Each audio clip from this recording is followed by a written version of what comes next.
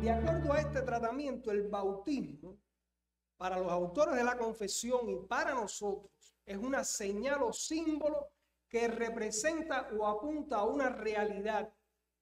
Y esa realidad, hermanos, es la relación personal del creyente con Cristo, su unión con Cristo. Lo primero a destacar es el enfoque de su significado espiritual, que es la persona bautizada. Ahora, tiene significado e importancia espiritual. Para el mundo y para la iglesia, el bautismo, la celebración de esta ordenanza del Señor, definitivamente sí. Estamos ante un medio de gracia que Dios usa para bendecir espiritualmente a su pueblo, pero su significado e importancia primaria es para quien se bautiza. Tenemos la dicha de que próximamente hay hermanos que han pedido la membresía y que necesitan bautizarse. Esta clase les va a ser de mucha utilidad para comprender la importancia del bautizo. Pero realmente el bautismo tiene importancia para todos. Tiene importancia también para la iglesia. Ejemplos bíblicos donde nosotros podemos ver que el bautismo primariamente tiene una significación e importancia para la persona individual, contrario a la cena que se celebra en el contexto de la iglesia reunida. Por ejemplo, Hechos 6, 36 al 38, dice así: y yendo por el camino, llegaron a cierta agua. Este es el caso de Felipe, que le predica el evangelio al eunuco etíope. Y dijo el eunuco: aquí hay agua, ¿qué impide que yo sea bautizado? Felipe dijo: si crees de todo corazón, bien puedes. Y respondiendo dijo: creo que Jesucristo es el Hijo de Dios. Y mandó parar el carro y descendieron ambos al agua, Felipe y el eunuco, y le bautizó. No se hizo en el contexto de una iglesia reunida, es un contexto muy específico, muy particular. Y Felipe bautiza a esta persona porque ya esa persona había creído en Cristo Jesús. Hechos 9:17 dice: fue entonces Ananías, el caso de Pablo, Saulo en aquel entonces, que está allí en Damasco. El Señor se le presenta a Ananías y lo manda a ver a Pablo. Dice: fue entonces Ananías y entró en la casa y poniendo sobre él las manos dijo: hermano Saulo, el Señor Jesús, que se te apareció en el camino por donde venías, me ha enviado para que recibas la vista y seas lleno del Espíritu Santo. Y al momento le cayeron de los ojos como escamas y recibió al instante la vista y levantándose fue bautizado. De acuerdo al contexto, lo que podemos ver ahí, ocurre algo similar entre Felipe y el eunuco. Probablemente haya sido bautizado por Ananías en ese momento, fuera de la reunión de la iglesia. Y en ese mismo sentido se puede leer, por ejemplo, hermanos, Hechos 10, 47 y 48, que es el caso de Cornelio y su familia, y Hechos 16, 31 y 34, el carcelero de Filipo y su familia.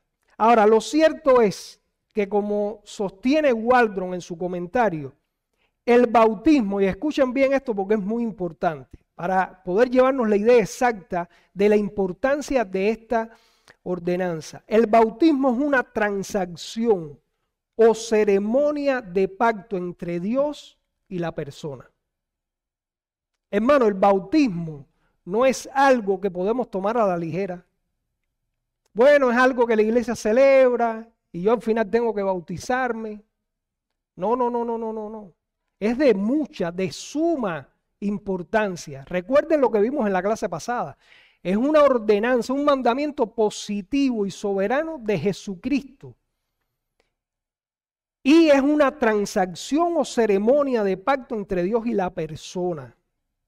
Ahora bien, debemos tener claro que el bautismo es el símbolo o señal de la relación preexistente del creyente con Cristo. Esto significa que por el bautismo no se perfecciona como requisito sine qua non el pacto del creyente con Dios. No es que vamos a las aguas del bautismo y entonces ahí es donde se perfecciona ese pacto del creyente con Dios. No, ese perfeccionamiento del pacto entre el creyente y Dios debe haber ocurrido antes, en el momento de la conversión, en el momento de la regeneración. El bautismo, ¿qué cosa es? El símbolo de esto que ocurrió anteriormente. El bautismo es un símbolo, señal de esa relación pactual que quedó perfeccionada cuando efectivamente la persona se arrepintió de sus pecados y creyó en Cristo. Permítanme ilustrar este punto con un ejemplo del derecho de obligaciones y contratos que todos vamos a entender. No es complejo. Un contrato, grosso modo, es un acuerdo de voluntades entre partes. El perfeccionamiento del contrato va a depender específicamente de esto. Piensen en un contrato de compraventa, por ejemplo. ¿Qué es lo que debe ocurrir para que se perfeccione el contrato? Cuando decimos perfeccionar el contrato, es una palabra técnica del derecho, pero todos también lo pueden entender. Es que se completa el contrato, que lo esencial está ahí. Lo esencial, ¿qué cosa es? El acuerdo de voluntades. Se ponen de acuerdo en el precio, de cómo van a pagar, de en qué momento van a adquirir definitivamente la propiedad.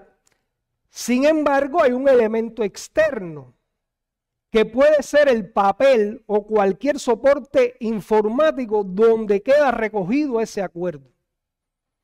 Es la manifestación o señal visible del acuerdo de voluntad previamente establecido, ¿verdad? El acuerdo es el acuerdo de voluntades entre las partes y eso generalmente queda en algo, en un papel. Ahora hay soportes electrónicos para eso, donde las partes firman. Bueno, así sucede con el bautismo, es el símbolo de la relación pactual preexistente. Pero como mandamiento del Señor tiene mucha importancia y significación espiritual para el que ha entrado en una relación pactual con Él. Por eso ahora vamos a ver específicamente la primera pregunta que yo les dije del bosquejo. ¿Qué significa el bautismo para la persona bautizada? Y hay al menos 3 implicaciones importantes en esto.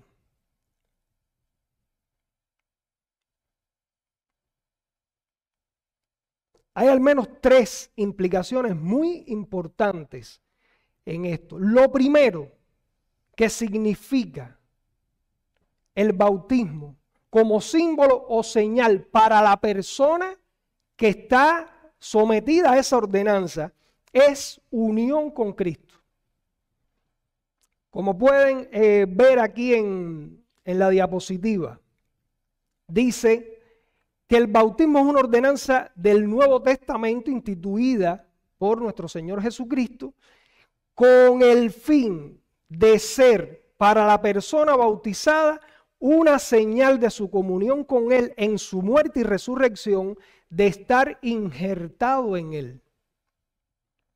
El tratamiento que los autores de la confesión le dan al bautismo para explicar lo que realmente es el bautismo bíblico, hermanos, de verdad que fue muy bien pensado, porque tiene esa implicación de ser para la persona bautizada una señal de la comunión con Él en su muerte y resurrección y de estar injertado en Él, es decir, de estar unido a Cristo. Un texto clave en esto que nos da luz acerca de lo que los autores de la confesión establecieron en ese párrafo, lo vemos en Romanos 6, 3 al 5. ¿Algún hermano que por favor me ayude leyendo en voz alta?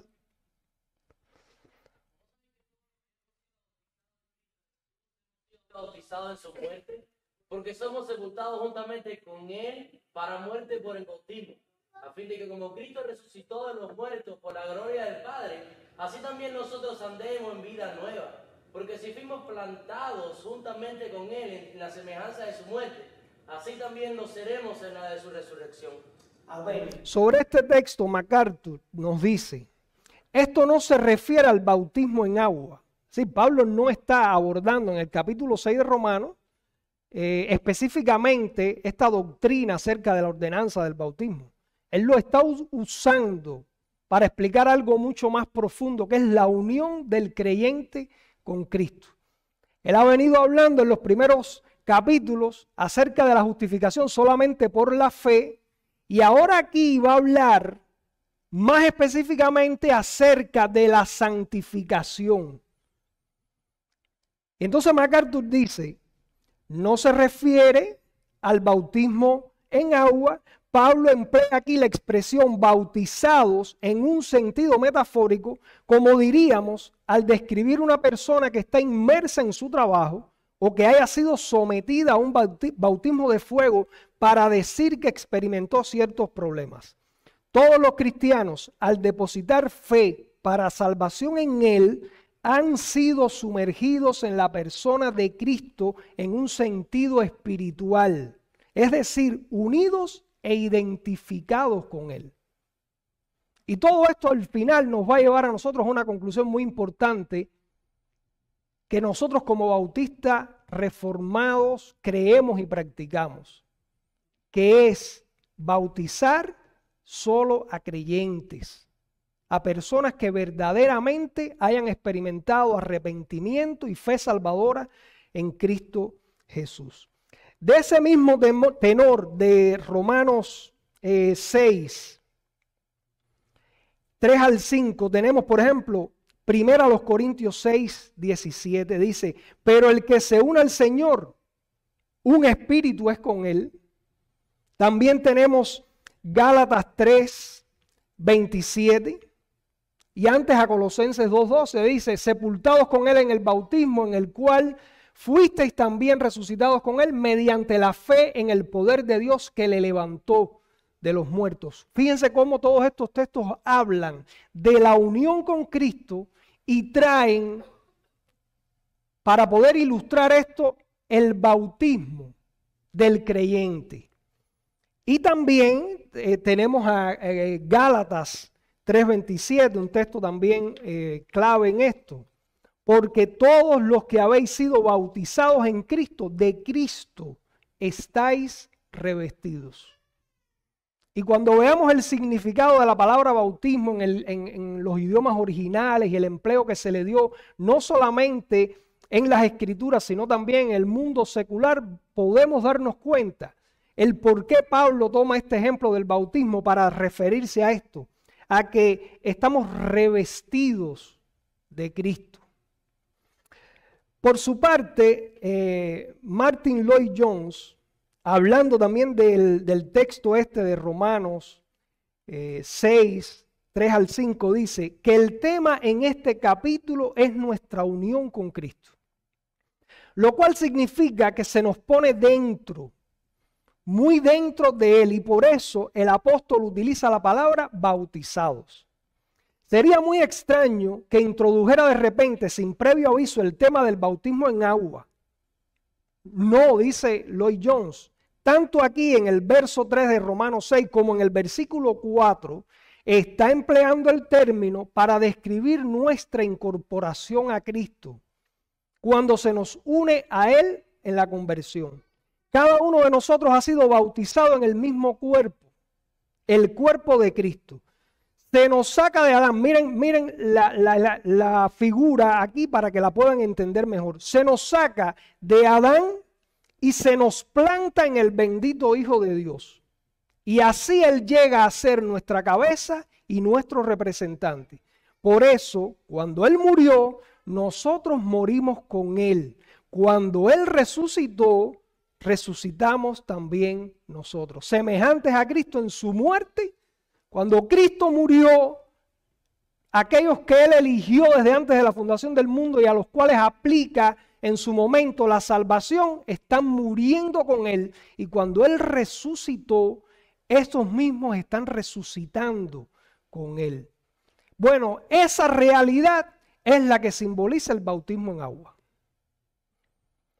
El bautismo también significa para la persona bautizada, recuérdense que estamos centrándonos en aquel que específicamente va a ser bautizado, una señal de la remisión de pecados.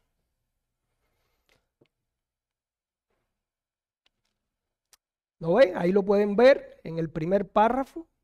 Es una señal también de la remisión de pecados. Miren este texto de Efesios. Es un poco largo, pero quise traerlo de esa forma para poder llevarnos bien la idea de lo que estamos sosteniendo. Por favor, algún hermano, si pudiera leer Efesios 1.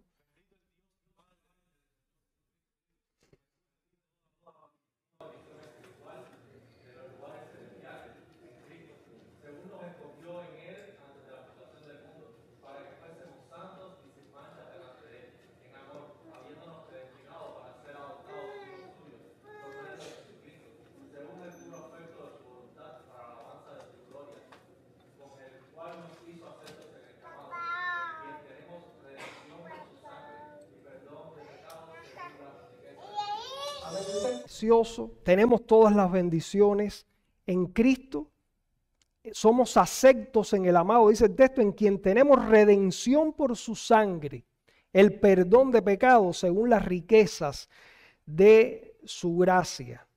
MacArthur dice respecto a este texto, el término usado aquí se refiere al pago a Dios del rescate requerido para dejar en libertad a una persona esclavizada. De eso se trata cuando hablamos de remisión. El sacrificio de Cristo en la cruz pagó ese precio por cada persona elegida que había sido esclavizada por el pecado, para comprar su libertad y sacarlos de la esclavitud a la iniquidad en que se encontraba. El precio de la redención humana fue la muerte de nuestro Señor Jesucristo. Sobre este tenor, Romanos 3, 24 y 25 dicen, siendo justificados gratuitamente por su gracia, mediante la redención que es en Cristo Jesús. Ven ahí nuevamente el término, el pago que Cristo hace con su vida y muerte para rescatarnos a nosotros del poder del pecado, para manifestar su justicia a causa de haber pasado por alto en su paciencia los pecados pasados. Primera de Pedro 1, 18 y 19. Sabiendo que fuisteis rescatados.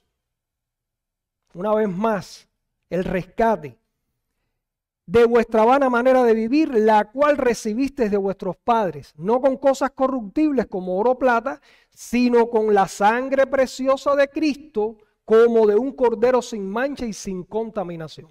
Hermanos, y cuando hablamos de la sangre de Cristo, no hay nada supersticioso ahí. Es una forma de decir, Cristo murió efectivamente, porque ese era el símbolo de la vida, la sangre. No es que Él derramó un poco de sangre, no, es que Él murió efectivamente. Fue enterrado y resucitó por el poder de Dios al tercer día. Y Dios nos está diciendo con eso, yo quedé satisfecho con el sacrificio de mi Hijo. Y ahora mando a todo hombre que se arrepienta de sus pecados y crea en Él. Es la única forma que tenemos de salvarnos.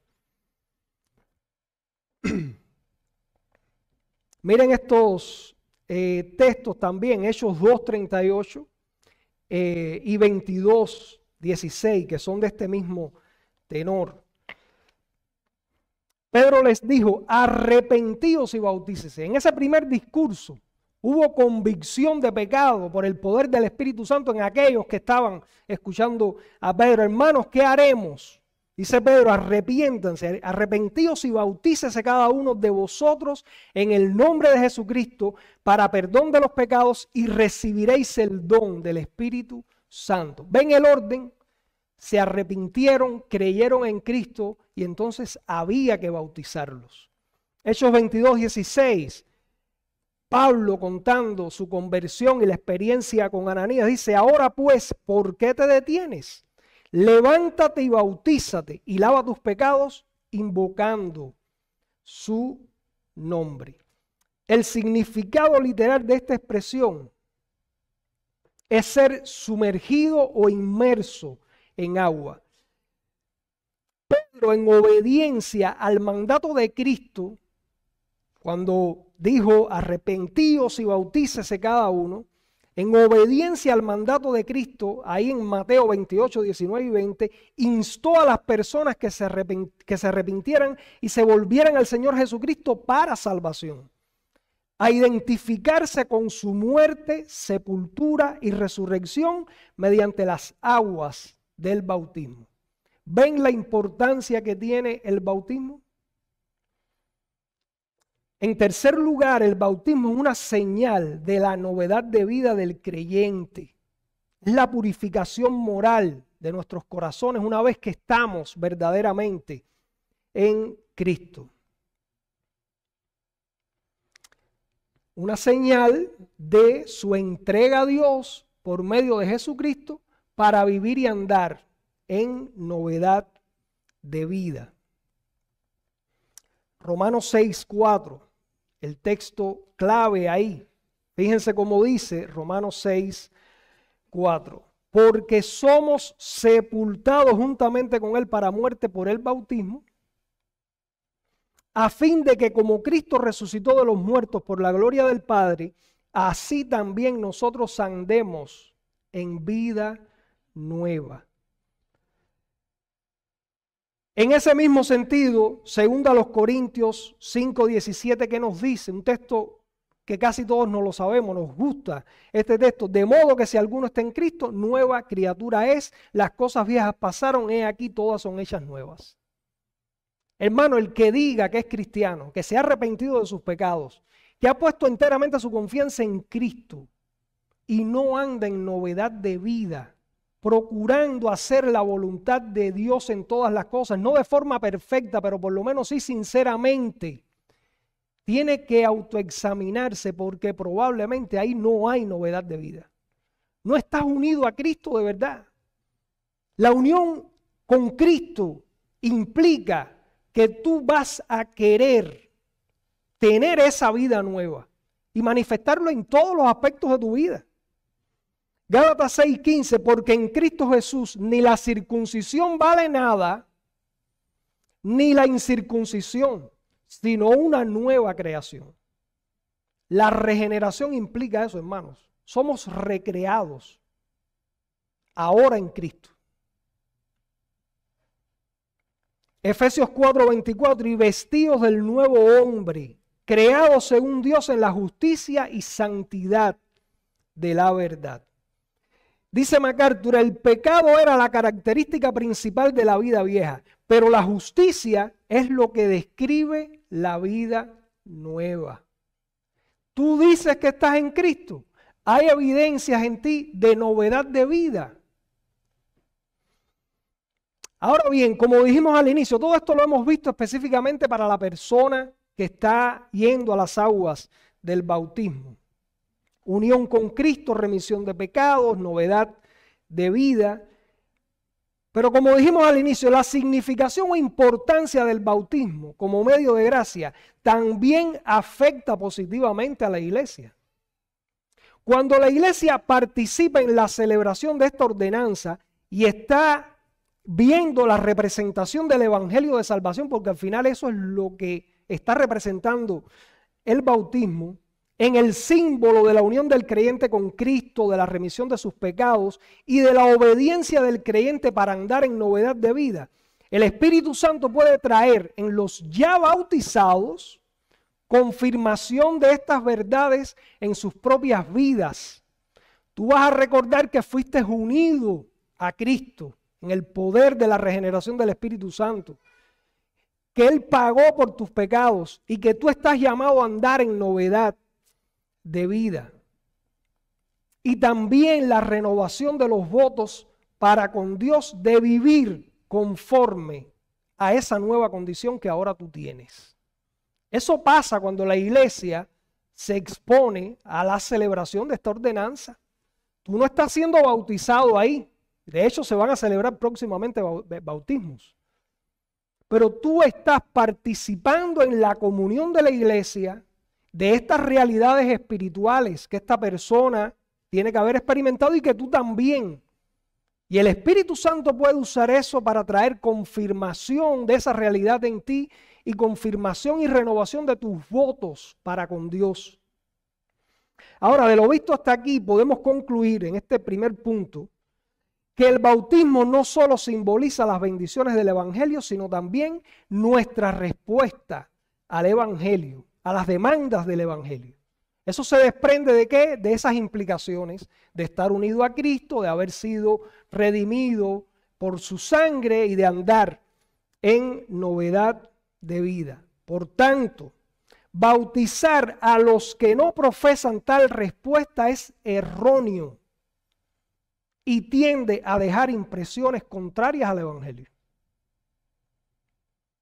Y esto nos introduce en el segundo párrafo de este capítulo que responde a la pregunta: ¿quién debe ser bautizado? ¿Quiénes son los sujetos apropiados del bautismo? Por favor, alguien que lea este segundo párrafo.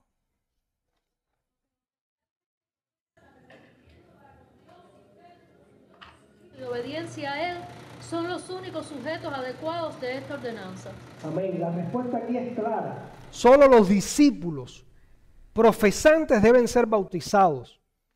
Esto excluye a los infantes, hijos de creyentes que no han hecho una profesión de fe, que no tienen una experiencia de conversión en Cristo, que no han experimentado arrepentimiento y fe salvadora.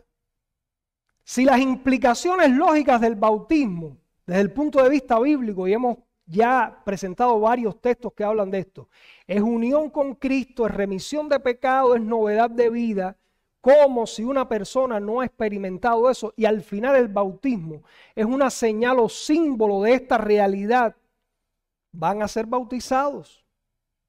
Nuestra convicción es que no pueden ser bautizados. Ahora, referente al bautismo de infante, han existido históricamente dos grupos. Hermanos, no pretendemos ser exhaustivos con esto, porque entonces vamos a necesitar por lo menos 2 clases solamente para explicar esto. Voy a tocar algunos puntos esenciales que nos permitan a nosotros comprender, grosso modo, este tema.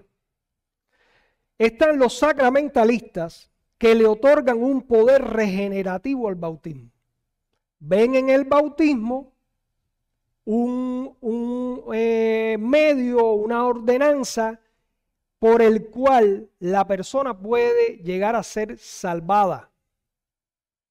Esos son básicamente la Iglesia Católica Romana, los luteranos y la Iglesia Anglicana.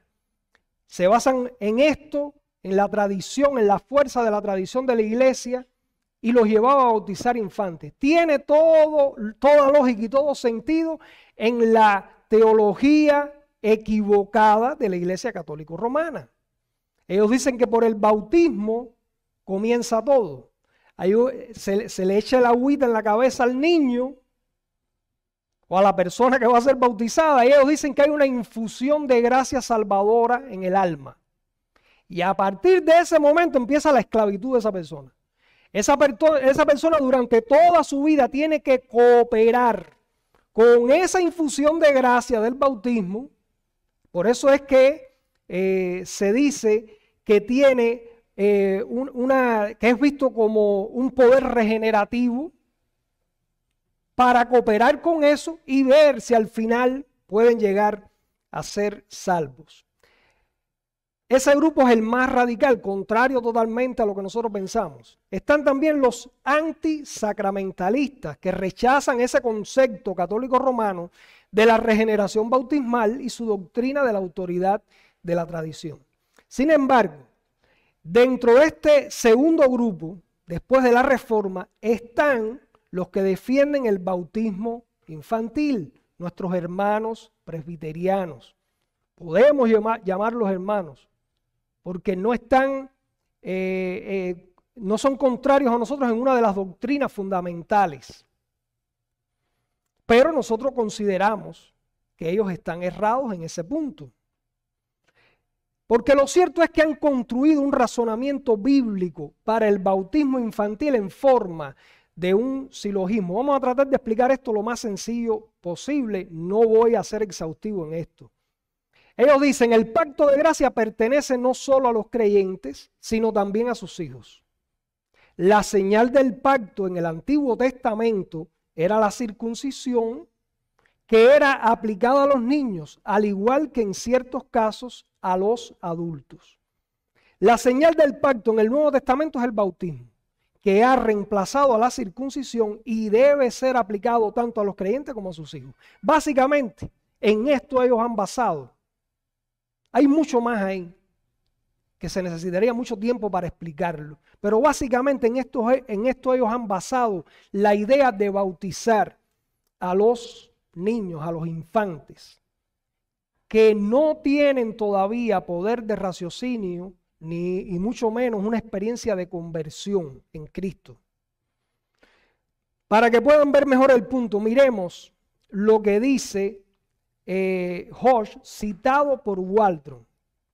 Dice este autor: la iglesia del Antiguo Testamento es la misma que la iglesia cristiana del Nuevo Testamento. Ya solamente ahí hay un problema con nosotros. Nosotros decimos, hay una continuidad entre el pueblo de Dios del Antiguo Testamento, que era un pueblo étnico. Hay cierta continuidad, pero no podemos decir que es exactamente lo mismo. Son muchos los textos bíblicos que hablan acerca de esto.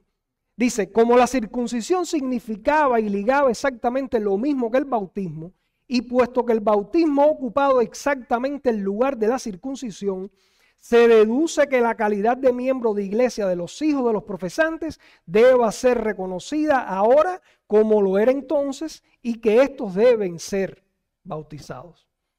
Ellos ven una continuidad tal que dicen que es exactamente lo mismo, y como allá en el Antiguo Testamento la señal del pacto era la circuncisión y se circuncidaban a los varones y a los prosélitos que creían, pues entonces aquí tenemos que seguir haciendo lo mismo con el bautismo, que es la señal del nuevo pacto en Cristo.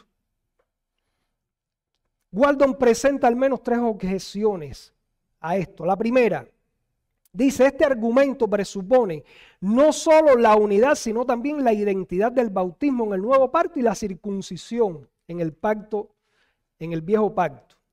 Pero lo cierto es que existen diferencias obvias entre la circuncisión y el bautismo. Y la diferencia sustancial está, hermano, en el pacto mismo, porque son pactos diferentes. El texto clave que puede vincular los dos pactos está en Jeremías 31, del 31 al 34. Y lejos de resaltar la identidad o la similitud entre los pactos, más bien lo que hace es señalar sus diferencias. ¿Hay continuidad entre el Antiguo Testamento y el Nuevo? Sí la hay, hermanos. Pero no podemos decir que es exactamente igual. Hay una diferencia sustancial. No vamos a leer el texto por razón del tiempo. La diferencia específica es que el pueblo de Dios en el nuevo pacto no quebrantará el pacto como lo hizo Israel, y también que todo el pueblo de Dios del nuevo pacto conocerá al Señor. Eso está ahí en el verso 34. Dice, todos conocerán a Jehová. No será necesario que nadie venga a decirle, mira, aquí está Jehová, conócelo. Ahora, ¿por qué creen ustedes que conocerán a Jehová? Porque precisamente Dios los regenera, cambia sus corazones y los lleva a creer en Él. ¿Qué está diciendo este texto? Que todos esos que pertenecen ahora al nuevo pacto son creyentes. Por lo tanto, no puedes utilizar eso para elaborar una doctrina del bautismo de infantes que no han creído. Estos son los que espiritualmente están circuncidados, que Pablo habla de eso en sus cartas. Filipenses 3:3, porque nosotros somos la circuncisión, dice Pablo. ¿De quién está hablando? Le está hablando a creyentes en las iglesias, que ya han tenido una experiencia de conversión en Cristo. Los que en espíritu servimos a Dios y nos gloriamos en Cristo Jesús, no teniendo confianza en la carne. Son los nacidos de nuevo.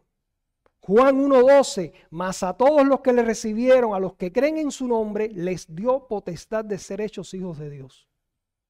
Si tú no has tenido esa experiencia, tú eres una criatura de Dios, tú no eres hijo. Y por lo tanto no puedes participar de la señal del nuevo pacto, que es el bautismo. Solo estos, los circuncidados de corazón, los que han nacido de nuevo, pueden reclamar ser miembros en el nuevo pacto y derecho a esa señal. El pueblo del pacto, miren este argumento, qué lógica tiene, ya no es una nación física, sino espiritual. ¿Quiénes somos? somos ahora los verdaderos hijos de Abraham, los que hemos creído en Cristo Jesús. Ese es el nuevo Israel, ese es el verdadero Israel, mejor dicho. El pueblo del pacto ya no es una nación física, sino espiritual. Por tanto, los linajes físicos no confieren el ser miembro en esta nación, ni permiten la participación en las señales del pacto. Segunda objeción. Aunque la cena del Señor es claramente una señal del pacto, ¿es una señal del pacto la cena del Señor? Hermanos, miren lo que dice 1 Corintios 11:25. Esta copa es el nuevo pacto en mi sangre. No hay una señal ahí visible del nuevo pacto. Dice, ellos no dan la cena del Señor a sus hijos bautizados. Los bautizan. En la comunión de la iglesia, cuando se celebra la mesa del Señor, no les permiten participar. ¿Saben por qué? Miren esto. Demandan una confesión personal de fe antes de participar en la cena del Señor. Con base en 1 Corintios 11:28, que dice, por tanto, pruébese cada uno a sí mismo y coma así del pan y beba de la copa. No, ellos no tienen capacidad para hacer un autoexamen. También hay otros argumentos de que si son muy chiquitos y no pueden comer alimentos sólidos, pero eso son cosas que ni vamos a entrar ahí. Pero es decir, ellos no tienen capacidad para hacer un autoexamen y poder someterse a la cena del Señor, a la mesa del Señor con limpia conciencia. Bueno, si precisamente eso también es lo que se necesita para el bautismo, entonces hay una incongruencia ahí total, hermanos. Tercera objeción. Los paiobautistas son incapaces de explicar la enseñanza del bautismo del Nuevo Testamento sin acudir al Antiguo Pacto. Ellos son incapaces de solamente en el Nuevo Testamento, y no es que nosotros no veamos una continuidad y de que la Biblia es una sola y de que hay que tener en cuenta todo, pero son incapaces de explicar esto sin acudir al Antiguo Testamento y unir de la forma en que ellos lo hacen la circuncisión con el bautismo. Ahora, el bautismo es una ordenanza del Nuevo Testamento, eso es lo que hemos estado viendo aquí desde que comenzamos estas clases, instituida por el Señor. Por tanto, los datos del Nuevo Testamento deben ser normativos en su práctica. Los bautistas reformados, y aquí está la posición de nosotros, abrazamos la unidad de la revelación bíblica y el proceder de Dios con su pueblo mediante pactos. Nosotros abrazamos una hermenéutica pactual. Eso es algo que debe caracterizar a las iglesias reformadas. Un alto concepto de la iglesia, tener un entendimiento de la hermenéutica pactual. Nosotros reconocemos que Dios se ha comunicado con el hombre mediante pactos, pero entendemos que el bautismo es un símbolo tanto de las bendiciones del Evangelio como de la respuesta salvadora al Evangelio. Ellos no lo ven así, ¿por qué? Porque ellos dicen que los hijos no han tenido esa respuesta al Evangelio. Simboliza el arrepentimiento y el perdón. Sin duda, entonces, la presuposición debe ser que el bautismo ha de ser administrado solo a aquellos que se arrepienten y son perdonados. Y esa es nuestra convicción, hermanos. Los textos bíblicos son claros al respecto. Me quedan 15 minutos, creo que puedo ver todavía algunos. Empezando por Mateo 28, 19 y 20. No lo vamos a leer, todos lo conocemos. Ahí está la gran comisión.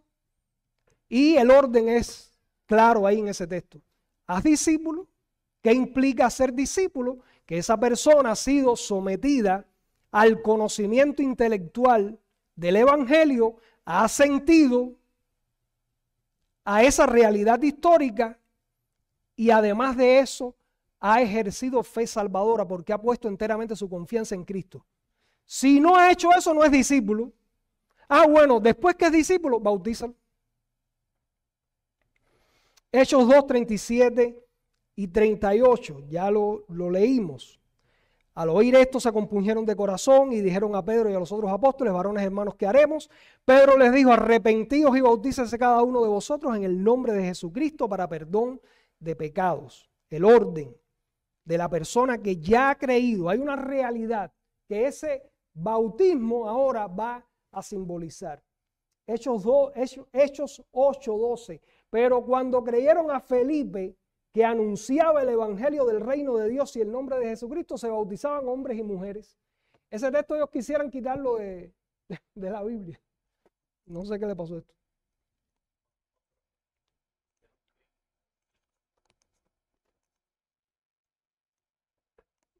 Disculpa.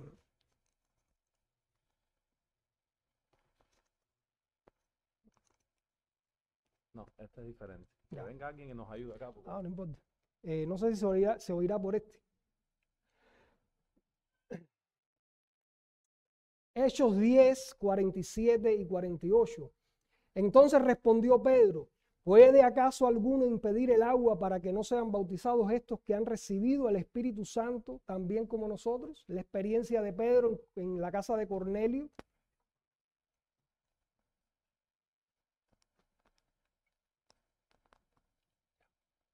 Gracias, hermano. Pedro predica el evangelio, ellos reciben el Espíritu Santo, por lo tanto, hay una clara evidencia de que ellos se han arrepentido y han creído, y después es que son bautizados. Está Romanos 6:4, Colosenses 2:12, que ya lo leímos, Primera de Pedro 3:21, un texto quizás un poco difícil, pero que también usa el bautismo para explicar una realidad. Dice: el bautismo que corresponde a esto ahora nos salva, no quitando las inmundicias de la carne, sino como la aspiración de una buena conciencia hacia Dios por la resurrección de Jesucristo. Sobre este texto dice MacArthur: Pedro no se refiere en absoluto al bautismo en agua. Hermanos, hay un principio elemental de la interpretación bíblica, que es la analogía de la fe. La analogía. La Biblia no se contradice.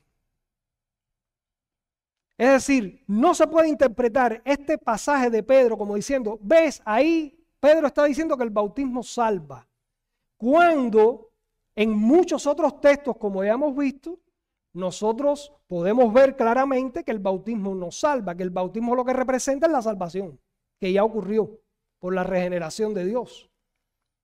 Dice: Pedro no se refiere en absoluto al bautismo en agua, sino a una inmersión simbólica. ¿Recuerdan cuando explicamos Romanos 6 acerca de esto, de la unión con Cristo? Dice: no se refiere en absoluto al bautismo en agua, sino a una inmersión simbólica que representa la unión con Cristo como un arca que protege con seguridad del juicio universal de Dios, porque Pedro viene poniendo el ejemplo de Noé y el diluvio y cómo solamente 8 personas fueron salvadas en el arca. Y por eso es que ahora aquí lo que hay es precisamente una imagen que ilustra que el creyente ahora en Cristo es como si estuviera en esa arca que te salva del juicio universal de Dios. La resurrección de Cristo demuestra la aceptación divina de la muerte sustitutiva de Cristo por los pecados de quienes creen. Bien, pasemos ya, nos quedan 10 minutos, a ver ahora los elementos externos del bautismo, y, es decir, cómo debe realizarse el bautismo. El párrafo 3, por favor, alguien que lo lea. Que debe usarse en esta ordenanza es el agua, en el cual ha de ser bautizada la persona en el nombre del Padre, del Hijo y del Espíritu Santo. Amén. Es claro que hay ahí el uso de un elemento externo, el agua. El agua es un agente limpiador y el arrepentimiento y el perdón de pecados constituyen una limpieza espiritual. Recuérdense que el bautismo es un símbolo de esa realidad que Dios mismo nos ha unido a Él y hemos sido limpiados por su sangre. Es decir, el arrepentimiento y el perdón de pecados constituyen una limpieza espiritual y el agua es un símbolo de esto. Hechos 8:36, que dice, y yendo por el camino, llegaron a cierta agua y dijo el eunuco, aquí hay agua, ¿qué impide que yo sea bautizado? Es decir, el elemento del agua, eso no lo niega nadie. La aplicación de ese elemento es en lo que podemos entrar en algunas diferencias. Hechos 22:16 igual, ahora pues, ¿por qué te detienes? Le dijo Ananías a Pablo, levántate y bautízate y lava tus pecados invocando su nombre. ¿Los pecados de Pablo iban a ser lavados cuando Pablo se bautizó? No, los pecados de Pablo ya fueron lavados cuando creyó en Jesucristo. Es la sangre de Cristo la que tiene poder para eso, no el bautismo. El bautismo es una señal de esta realidad. Dice también el párrafo que se haga en el nombre de la Trinidad. Mateo 28, 18 y 20 habla específicamente de esto. Ir por todo el mundo haciendo discípulos, bautizándolos en el nombre del Padre, del Hijo y del Espíritu Santo. Lo cierto es que el bautismo es la identificación o unificación simbólica del bautizado con aquel en cuyo nombre es bautizado. Simbólicamente tú te estás uniendo a Cristo. Te estás uniendo al Dios Salvador. Y ese Dios Salvador es un Dios trino. Subsiste en 3 personas. Por lo tanto, te estás bautizando en el nombre. Eso implica que hay una unión vital del Padre, del Hijo y del Espíritu Santo. Primero los Corintios 1:13, ahí hay un problema serio en la iglesia de los Corintios. Están divididos. Unos decían que eran de Pablo, otros de Apolo, otros de Pedro. Y Pablo usa precisamente el tema del bautismo para explicar una realidad fundamental. Dice, ¿acaso está dividido Cristo? ¿Fue crucificado Pablo por vosotros? Fíjense cómo él empieza por esa realidad. ¿Fue crucificado Pablo por vosotros? No, Cristo fue el que fue crucificado. Él fue el que pagó. ¿O fuisteis bautizados en el nombre de Pablo? No, fueron bautizados en el nombre de Cristo. Porque a Él es que fueron unidos. Y el tercer elemento es por inmersión de la persona. Eso lo vemos en el cuarto y último párrafo. Por favor, alguien que lo lea.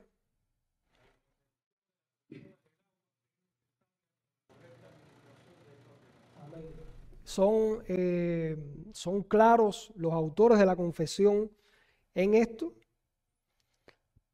Hechos 8:38 dice, y mandó parar el carro, es el caso de Felipe y el eunuco, mandó parar el carro el eunuco, y descendieron ambos al agua, Felipe y el eunuco, y le bautizó.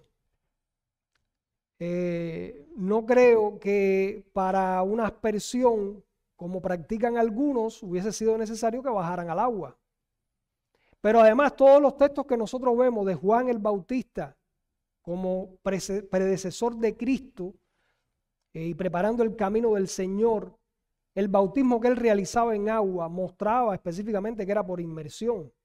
Pero además la palabra que se usa precisamente lo que significaba, tanto en el empleo secular que se le daba a esa palabra, era sumergir, era entrar totalmente en el agua. Se empleaba, por ejemplo, en la terminología naval, cuando un buque era totalmente hundido, se empleaba esa misma palabra. Y Waldron nos dice, el bautismo significa literalmente sumergir y figuradamente significa inundar. El bautismo indica que estamos completa y espiritualmente sumergidos en Cristo y envueltos por su Espíritu. ¿Recuerdan Unión con Cristo, remisión de pecados y novedad de vida. ¿Cómo implica que estamos sumergidos en Cristo?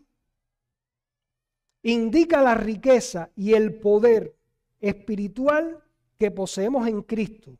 Nada menos que una inmersión o un derramamiento tal que inunde literalmente es lo que simboliza apropiadamente esta verdad. Y por eso nosotros, cuando celebramos esta ordenanza, lo hacemos también por inmersión. La persona tiene que ser totalmente inmersa, sumergida en el agua. Bien, hermanos.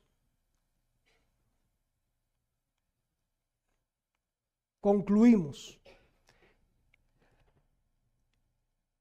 El tratamiento que la confesión le da a este tema es apropiado, hermanos. Creo que hemos abordado los puntos fundamentales que permiten llegar a esta conclusión. El bautismo como ordenanza del Señor Jesucristo es una representación simbólica de su evangelio de salvación, simboliza la unión del creyente con Cristo en toda la expresión de la palabra, todo lo que hemos visto, y por tanto, solo quien ya ha experimentado esa unión con el Salvador puede sumergirse en las aguas del bautismo.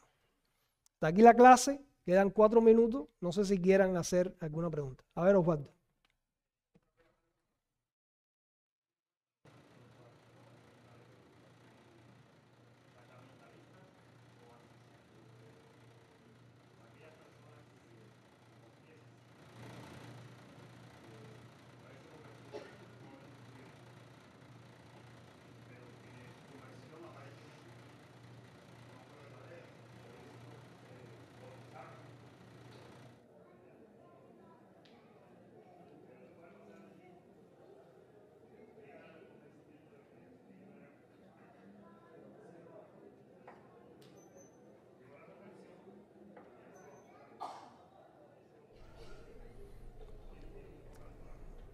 De acuerdo a ese presupuesto, esa persona debe volver a bautizarse, porque el anterior bautismo no fue tal, no tiene valor alguno, solamente tiene valor como símbolo o señal de la realidad de que tú te has arrepentido y has creído una vez que te has arrepentido y has creído en Cristo.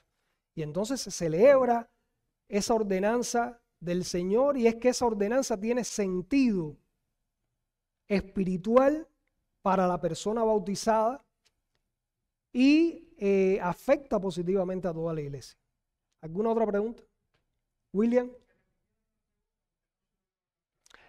El hermano Osvaldo pone el supuesto de una persona que probablemente en un contexto católico romano o algo así, fue bautizada sin haber tenido una experiencia de conversión real. Después esa persona es regenerada, tiene esa experiencia de conversión, se arrepiente, cree, y la pregunta es que si debe ser bautizada. Pastor. Lo que pasa es que cuando una persona se bautiza sin profesar fe, lo que está haciendo es bañando su bautismo. Exacto. O sea, eso no es un bautismo.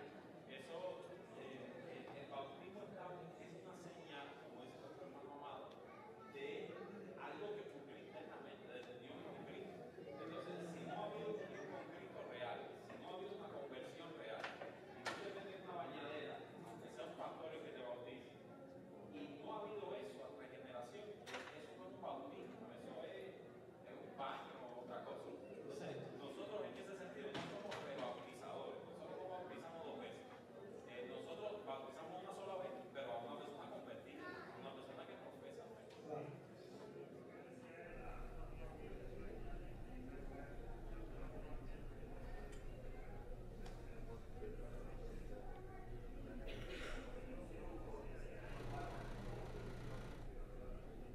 Sí, si no hubo...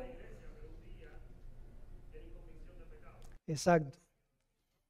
Y yo aclararía, amado, que nosotros tampoco creemos que hay que bautizarse en la iglesia bautista. No, no, no.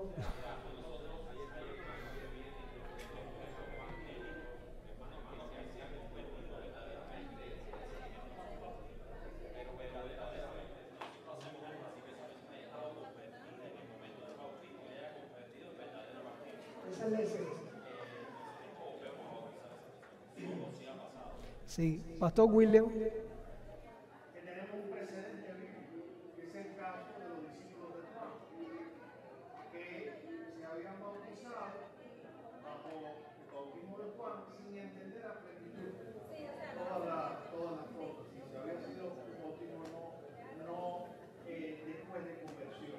Y lo que vemos en las escrituras es que fueron rebautizados. Sí, fueron bautizados como creyentes. Amén. Se fijan, aunque yo hice hincapié en nuestra postura y en nuestra convicción acerca del bautismo, no hablé de denominaciones. Yo hablé de lo fundamental, que es la regeneración obrada por el poder de Dios en una persona y que el bautismo es un símbolo, señal de esto. Por lo tanto, no importa en qué iglesia tú hayas recibido el evangelio o en qué lugar, si de verdad hubo arrepentimiento y fe salvadora y tú estás convencido de eso y bajo ese principio fuiste bautizado, es un bautismo válido. No es válido si tú no tuviste convicción de pecado, porque no hay novedad de vida en ti. Lo que hiciste, como dice Ricardo, fue simplemente sumergirte en una piscina, mojarte, pero no fuiste bautizado con la significación espiritual que tiene esta ordenanza y que nosotros explicamos en la clase. Hermanos, no hay tiempo para más, son las 11, así que vamos a terminar este tiempo en oración. Yo le voy a pedir a mi hermano Alex que nos despida en oración.